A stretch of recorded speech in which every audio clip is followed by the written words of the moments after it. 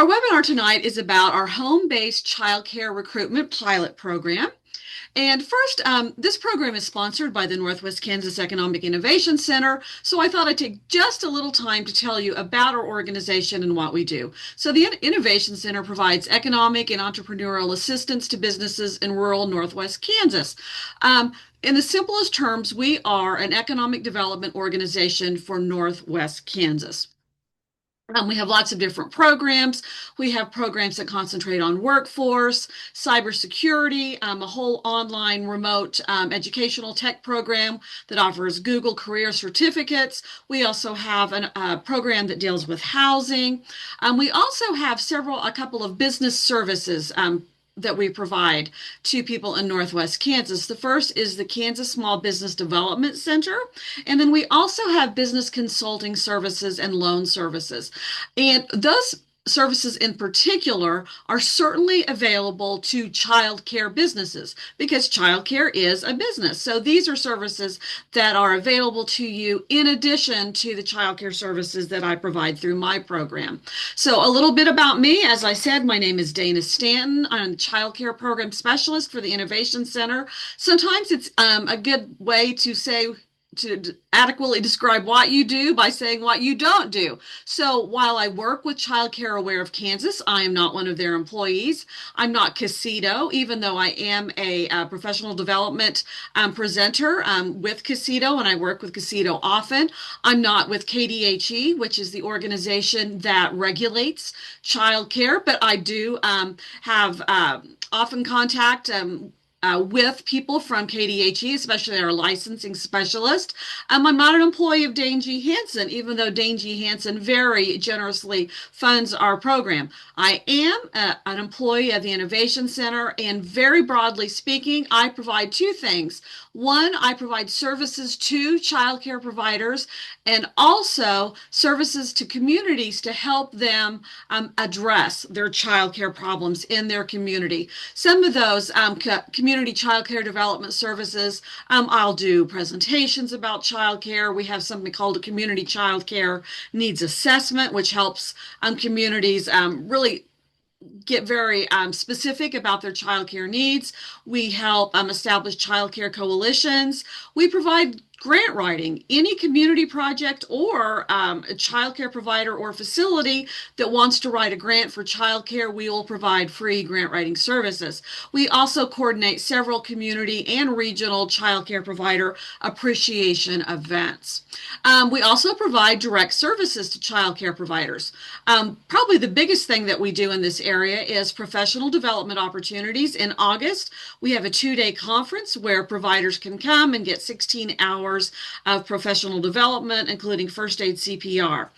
We also provide free fingerprint services. I will come to your facility, whether that's a child care center or a home-based child care facility, and do your fingerprints for your background check or your 5-year renewal. We also do some work in substitute recruitment. We have a lending library with child care activity kits in all of our counties. I already mentioned grant writing. We also have some grant programs. We have something called a staff retention grant and a multi-purpose grant. Please reach out to me if you have questions about any of those services, and I would be happy to tell you more. Today, though, this evening, we're going to be talking about our home-based childcare recruitment program.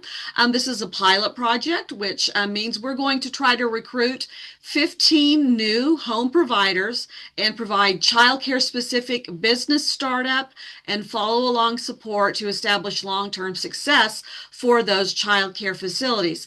This pilot project is funded by a generous grant from the Patterson Family Foundation. The project began this year, January 1st, 2026, and enrollment is open until the end of this year, the end of 2026, or until we have filled all of those slots. So here are some eligibility requirements.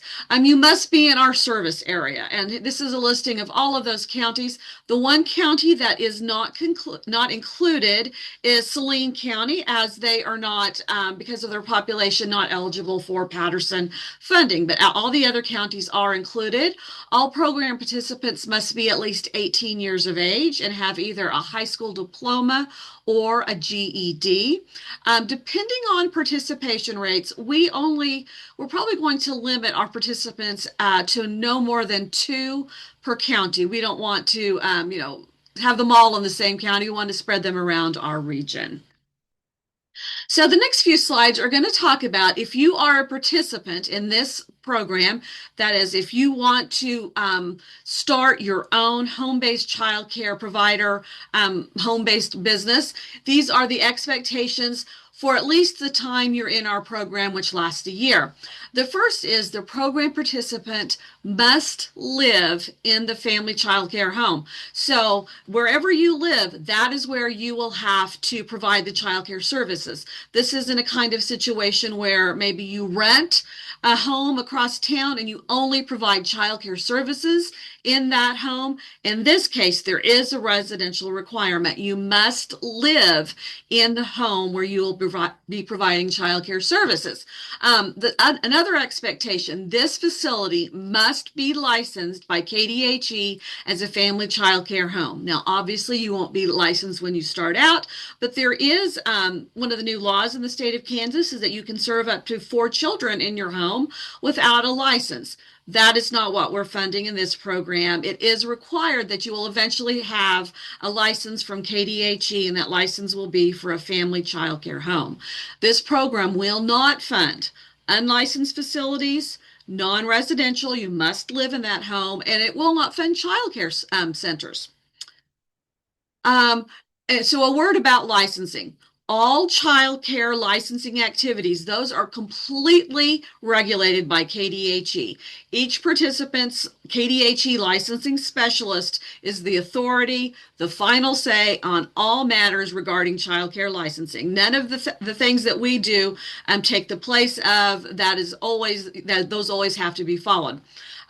Completion of your KDHE application will automatically alert the state fire marshal for an inspection of the residence, and the participant must meet all requirements of the local fire department and state fire marshal. So those are regulations above and beyond what we would require for this program, and they must be met to be licensed in the state of Kansas.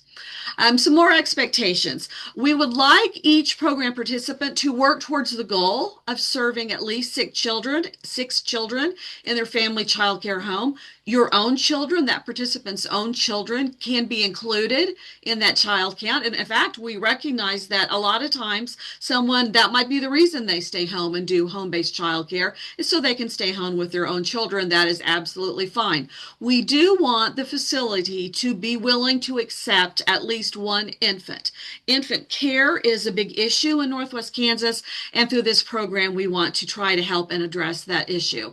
One of the nice parts of this program is that all program participants will be matched with a child care mentor, and our participants are expected to have at least one job shadowing experience with their mentor at their mentor's child care residential site at least once. And then after that, the expectation is at least one contact a month.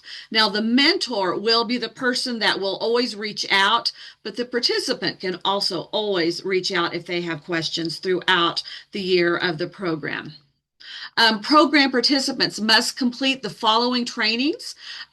These are trainings that are not part of KDHE licensing requirements. So these are above and beyond what you would have to do for your KDHE requirements. So this program has a 1-hour orientation. This is once again separate. KDHE also has an orientation. Our orientation is separate. We have some classes that we've developed for professional development.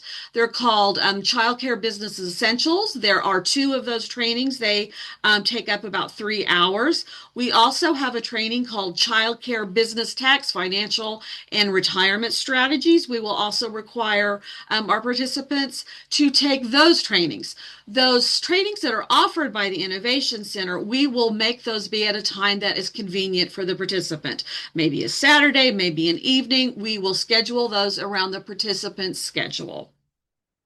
Some other expectations. Participants must create an account with CAPE, which a lot of people used to associate that with Casito, but now CAPE is the online management system that our providers manage their professional development requirements, and as such, participants must create an account with that organization. Participants must also register their business with Childcare Aware of Kansas. This is really important because that is how parents find out about your organization through the resource and referral services with Childcare Aware of Kansas. We also want our participants, as long as they're in their year of our program, to participate in the CACFP program, that's the meal reimbursement program, and the DCF Childcare Subsidy program, for once again, for at least that year following the establishment of their childcare license. So the participant with this program will receive a $5,000 startup grant after the following requirements are met. We have a program memorandum of understanding. They have to complete those Innovation Center trainings. They have to complete their KDHE childcare orientation, their Casito health and safety classes, their CP8 and first aid class, and their TB skin test. And finally, they need to complete their startup budget. After all of those things are finished, then the participant can receive their $5,000 startup grant. Participants must create a business checking account. The main reason this is, well, there's lots of reasons this is important. Our grant checks cannot be issued to an individual. The grant check may only be issued to a business. So that's why that's really important. Also, the grant check may only be used for items listed in that startup budget.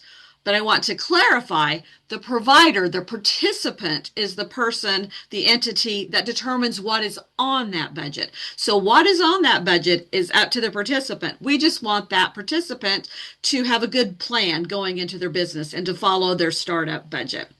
Participants must register their new business with the state of Kansas and secure a federal EIN number. That's also necessary when you set up a business checking account. There is no cost involved in that.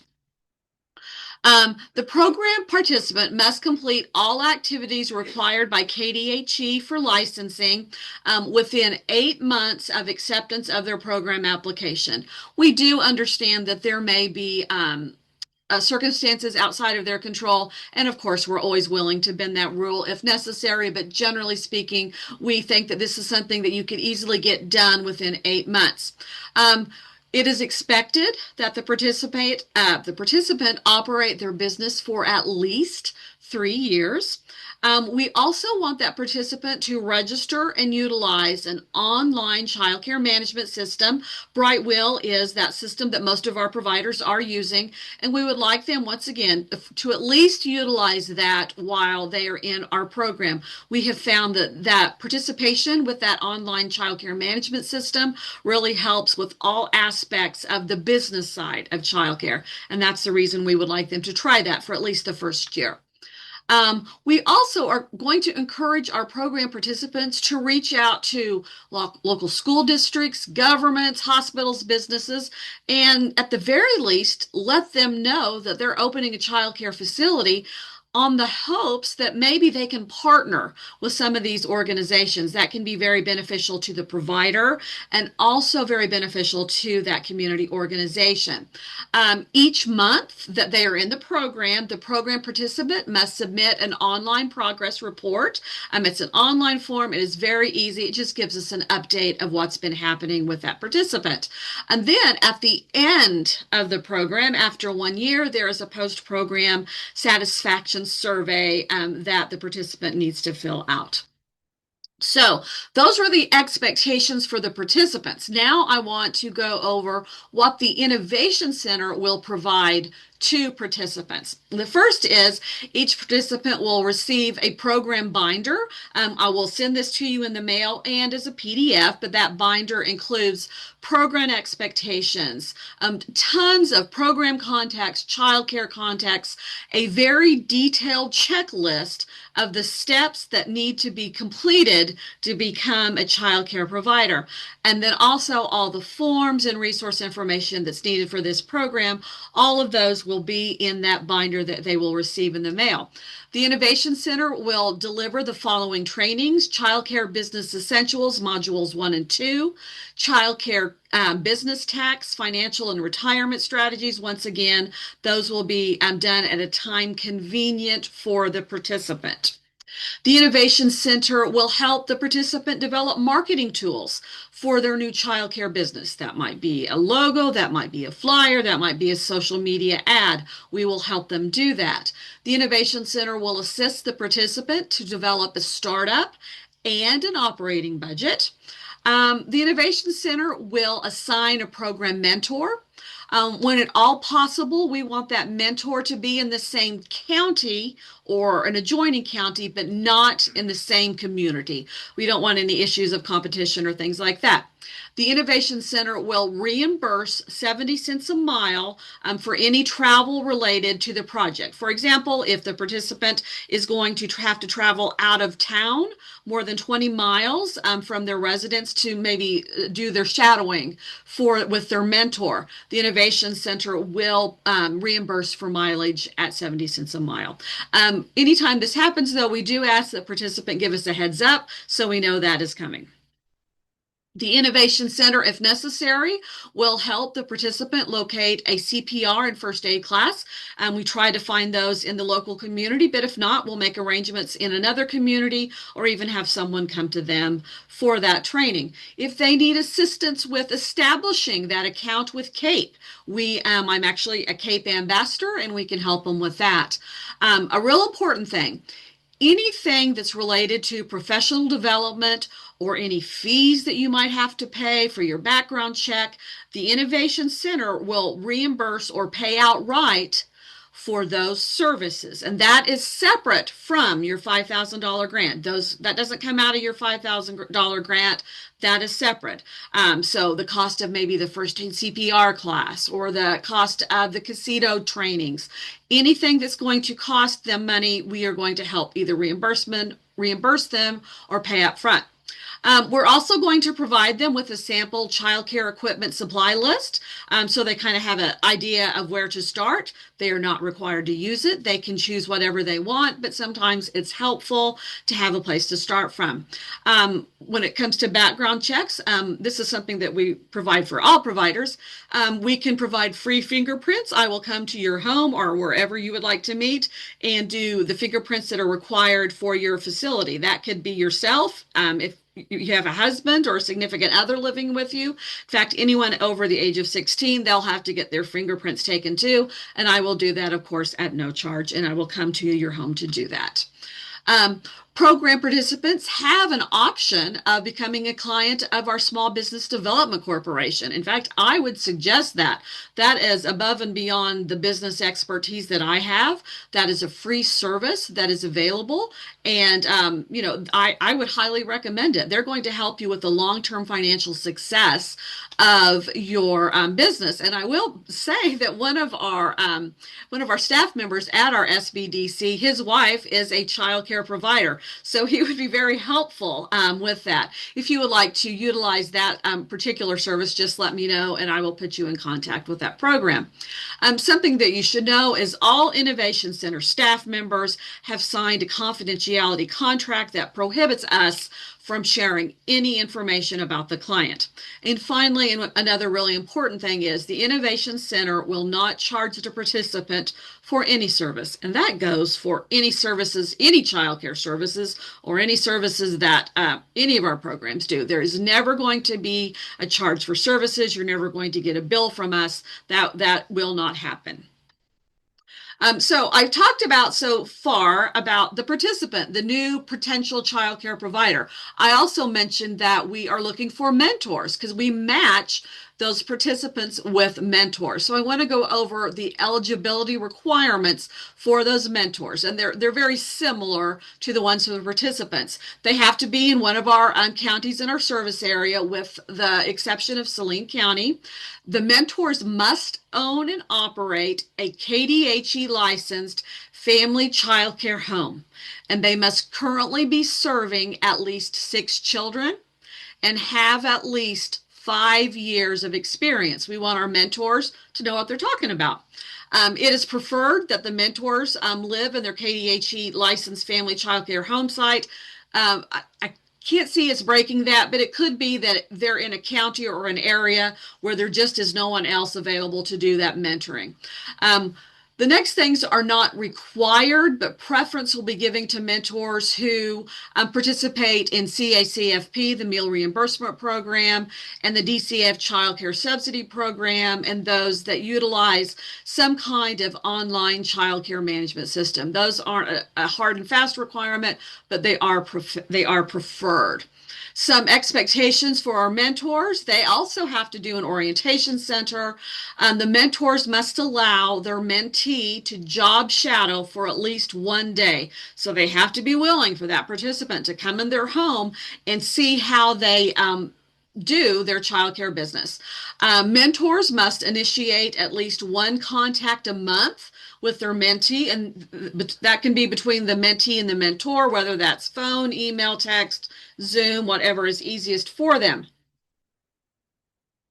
Mentors should expect to field some communications from their mentee, and probably at the beginning of the program they're going to get a lot more. Those will probably taper off as time goes by. Mentors can have no more than 2 mentees.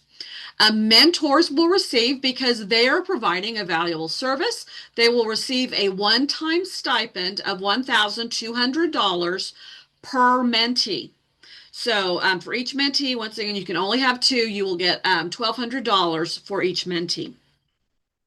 Other expectations. I can't imagine that there would be a situation where the mentor would have to travel, but it could be that maybe they needed to go to their mentee's home and help them with something. If that happens, we will reimburse the mentor 70 cents a mile.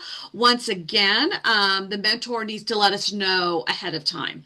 The mentor must complete a monthly status report and post a program satisfaction survey 1 year after starting the program. Once again, those are online. They're very simple. They should not take more than 5 minutes.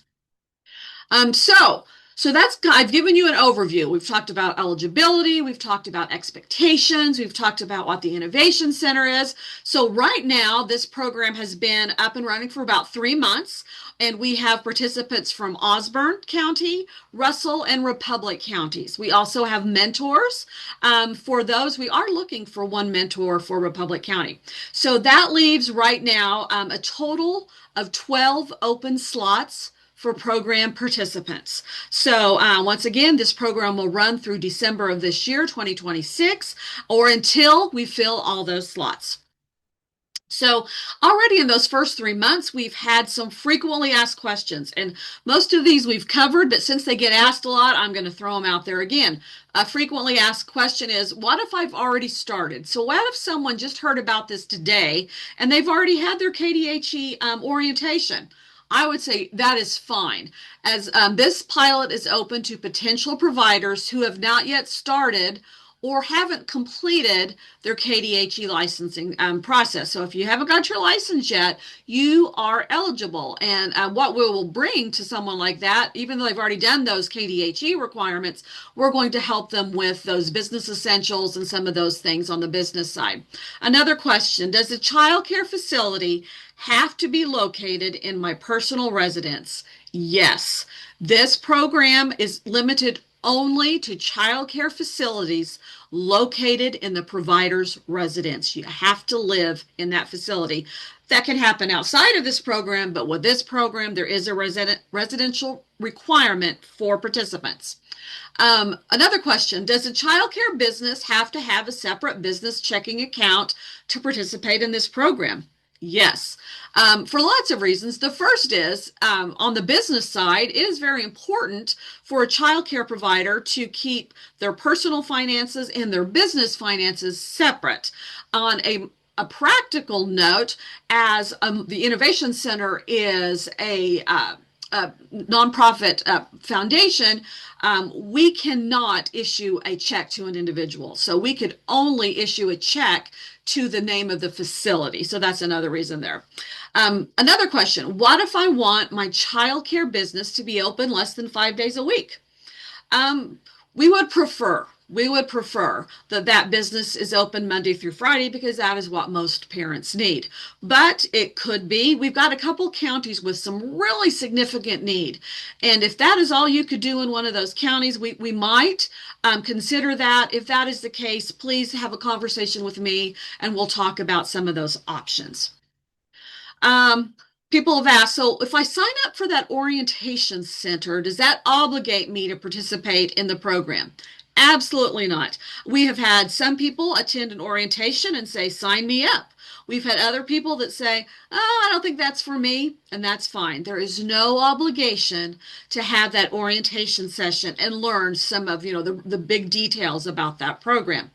Another question is, are there any restrictions placed on the $5,000 grant? That's kind of a yes and the no and a no. Yes, as in the grant must only be used for items listed in the business's startup budget. However, remember, the startup budget is 100% determined by the participant. We just want them to set that startup budget and follow that startup budget so they can use those grant dollars on what is outlined in their budget. We just want to make sure that they are going to get up and running and fully sustained and to have a successful start. So next steps, if this is something that you are interested in, there's an online application that there's one for participants and one for mentors, and you can see that that is there, the way to do that. You can also just give me a call and we'll schedule a program orientation. So those are the next steps that you would need to do to participate in this program.